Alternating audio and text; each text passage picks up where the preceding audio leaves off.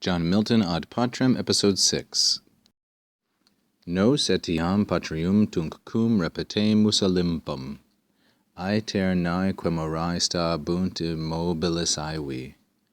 Ibimus auratis per caeli templa coronis, dulcia suavi loquo sociantes carmina plectro. Astra quibus gemenique poli convexa sonabunt, spiritus et rapidos qui circinat igneus orbes. He begins with nos, first plural pronoun, referring to himself, however. I also, at that time, cum. Cum can be either a conjunction or a preposition. When it is followed by an ablative noun or pronoun, it is a preposition. Here, it's a conjunction with the indicative. In that case, it always means when or as. Now then, I also, nos etiam, when I shall return, repetemus, to Patrium Olympum, to Olympus my homeland.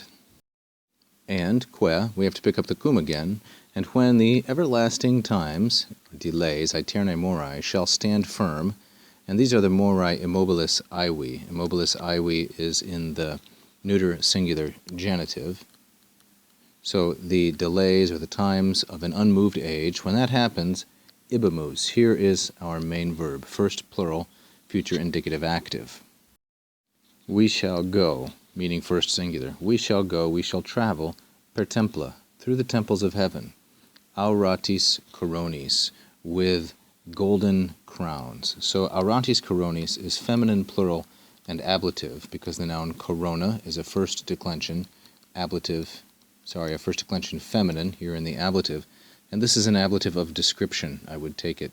Typically, a description of a part of the body or someone's clothing is put into the ablative case. We shall go through the temples of heaven, crowned with gold. Now notice the word order here in this line. It starts with the verb, then we have auratis modifying coronis, and in between is per caeli templa. Very common when you have the object of a preposition, as templa is the object of per and thus accusative, to have something in between, like this genitive of possession, the temples of heaven, the temples that belong to heaven, or perhaps an objective genitive.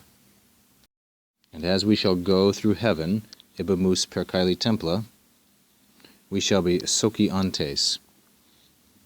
The verb socio, sociare, first conjugation, means to be a friend or to be a companion. So accompanying our carmina dulcia, our sweet songs, that's the object of this active participle, sociantes. It's plural because nos is plural, but Milton is referring to himself. Accompanying our sweet songs, dulcia carmina, with a suavi loco plectro, with a smooth-talking plectrum or pick.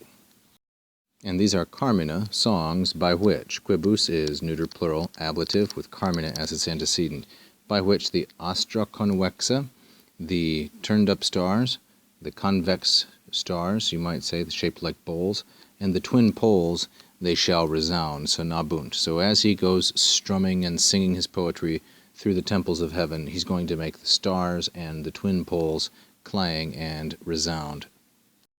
And he says, in conclusion, there is a spirit, igneus, spiritus igneus, a fiery spirit, who goes round or encircles the swift-flying rapidos spheres.